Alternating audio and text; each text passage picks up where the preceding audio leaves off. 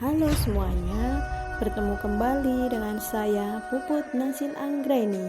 Jangan lupa like, share, subscribe, dan tekan tombol loncengnya. Terima kasih. Assalamualaikum warahmatullahi wabarakatuh. Perkenalkan, saya Puput Nasil Anggraini, calon guru penggerak angkatan 6 dari Kabupaten Wonosobo, asal sekolah SMA Negeri 1 Kaliwiro. Pada kesempatan kali ini, saya akan memaparkan koneksi antar materi, kesimpulan, dan refleksi pemikiran Ki Hajar Dewantara. Saya akan memaparkan koneksi materi berdasar 3 pertanyaan berikut ini. Yang pertama, apa yang Anda percaya tentang murid dan pembelajaran di sekolah sebelum Anda mempelajari modul 1.1? Yang kedua, apa yang berubah dari pemikiran atau perilaku Anda setelah mempelajari modul ini? Yang ketiga, apa yang dapat segera Anda terapkan lebih baik agar kelas Anda mencerminkan pemikiran Ki Hajar Dewantara? Yang pertama, saya percaya tentang murid dan pembelajaran di kelas sebelum saya mempelajari modul 1.1 bahwa pembelajaran berpusat pada guru dibandingkan berpusat kepada peserta, di mana pusat pembelajaran hanya acuannya adalah guru. Peserta didik mengikuti semua arahan dan perintah dari guru. Yang kedua, kurang dapat memahami karakteristik peserta didik. Jadi, semua peserta didik yang berada di dalam kelas saat pembelajaran dianggap sama, tidak dibedakan antara satu dengan yang lain. Kemudian yang ketiga, selalu fokus pada hasil pencapaian peserta didik, bukan pada prosesnya. Ketika pembelajaran, hasil pencapaian atau nilai dari peserta didik adalah hal yang sangat dipentingkan. Para guru itu mengabaikan yang namanya proses mereka dalam mencapai hasil. Yang keempat, kurang memotivasi peserta didik saat proses pembelajaran sehingga peserta didik kurang bersemangat. Suasana di dalam kelas pasif, diam, dan tidak ada komunikasi dua arah antara siswa dengan guru. Semua peserta didik hanya terpaku pada penjelasan dari guru. Motivasi sama sekali, semangat sama sekali juga tidak ada di dalam pembelajaran. Yang terakhir, sering marah-marah dan memberikan hukuman bagi peserta didik yang tidak mengerjakan tugas sesuai arahan yang diberikan. Berikutnya, perubahan dari pemikiran atau perilaku saya setelah mempelajari modul ini, yaitu yang pertama, menciptakan pembelajaran yang berpusat pada peserta didik. Jadi nantinya saya akan merubah pola pikir saya yang sebelumnya menciptakan pembelajaran yang selalu berpusat pada guru menjadi pembelajaran yang berpusat pada peserta didik. Jadi semua anak bebas mengeluarkan pendapatnya, bebas mengembangkan bakatnya untuk memahami pembelajaran yang sedang berlangsung. Kemudian yang kedua, menghargai setiap karakteristik peserta didik.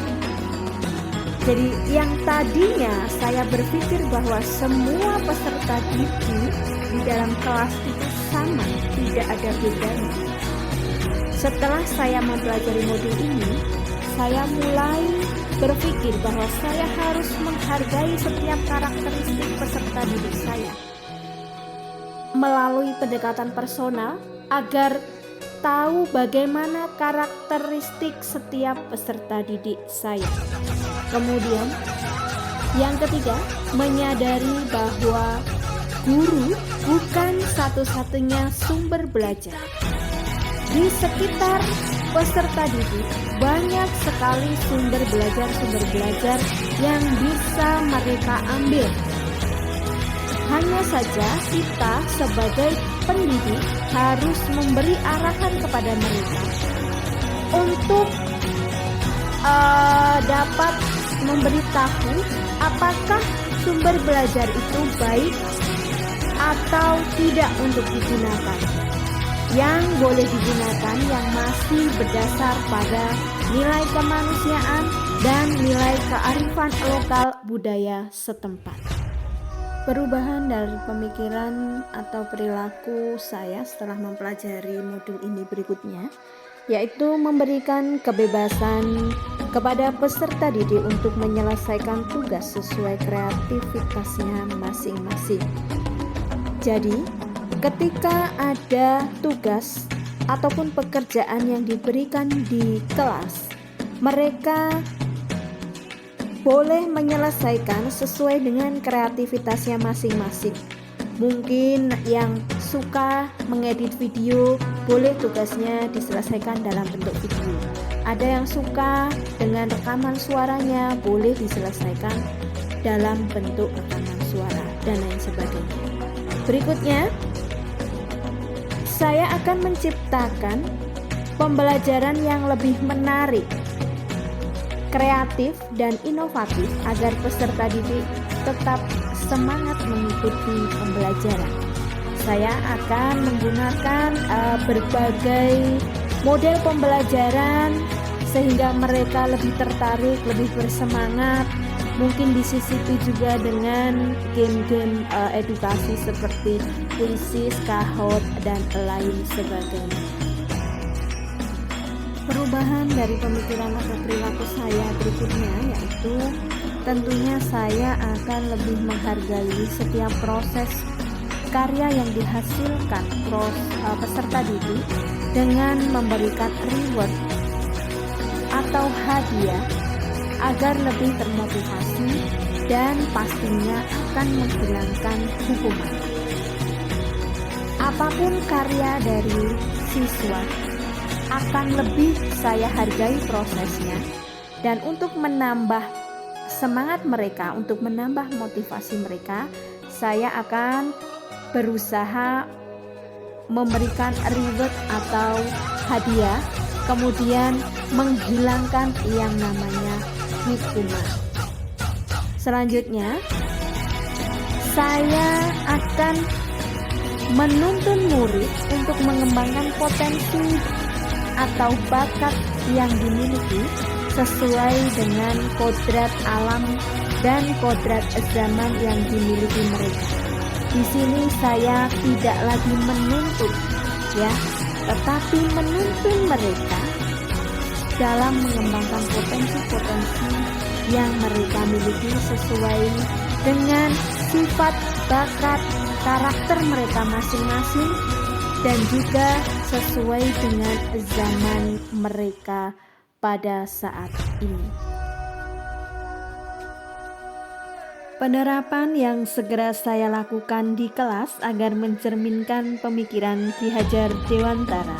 Seperti yang pertama, saya mulai merancang dan melaksanakan pembelajaran yang interaktif, kreatif, dan menyenangkan agar semua siswa mengikuti pembelajaran saya lebih semangat, lebih termotivasi, dan tentunya lebih menyenangkan. Dengan itu, saya menggunakan atau menerapkan metode-metode atau model-model pembelajaran yang lebih bervariasi. Kemudian saya berikan tambahan permainan-permainan agar mereka tetap asyik mengikuti pembelajaran. Berikutnya, saya akan menerapkan konsep merdeka belajar, di mana semua ide, gagasan, bakat yang mereka miliki pada saat menyelesaikan pembelajaran, pada saat proses pembelajaran akan bebas dikeluarkan, akan bebas dikreativitaskan oleh mereka tanpa dibatasi. Kemudian penerapan yang saya lakukan berikutnya yaitu menerapkan pembelajaran budi pekerti yang merupakan aspek penting dalam sebuah pendidikan. Penerapan berikutnya yang akan segera saya lakukan di kelas agar mencerminkan pemikiran Ki Hajar Dewantara, menerapkan pengertian menuntun, bukan menuntut peserta didik. Jadi kita sebagai pendidik itu tugasnya hanya menuntun peserta didik kita dalam mencapai keselamatan dan kebahagiaan setinggi-tingginya, bukan lagi menuntut mereka mengikuti apa kemauan dari kita sebagai pendidik. Berikutnya, menerapkan pembelajaran sesuai kodrat alam dan kodrat zaman. Pembelajaran yang saya terapkan nantinya akan menyesuaikan karakteristik masing-masing peserta didik. Kemudian yang saya berikan adalah pembelajaran yang sesuai dengan zaman pada masa mereka berada, yaitu pada abad 20. Jadi dapat diambil kesimpulan dari 3 pertanyaan pemantik yang sudah saya jawab sebelumnya, bahwa yang pertama, seorang anak itu terlahir bukan seperti kertas kosong yang seenaknya bisa kita gambar.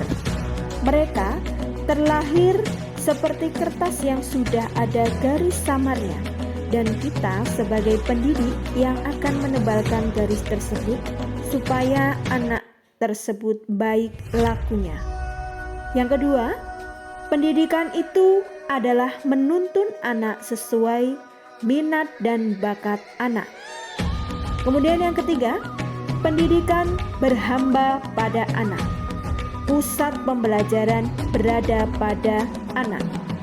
Kemudian yang keempat, pendidikan itu menganut konsep sistem Among, di mana seorang pendidik bertugas memberi tauladan anak, memberi atau membangun motivasi kepada anak, dan yang berikutnya memberi dorongan kepada anak.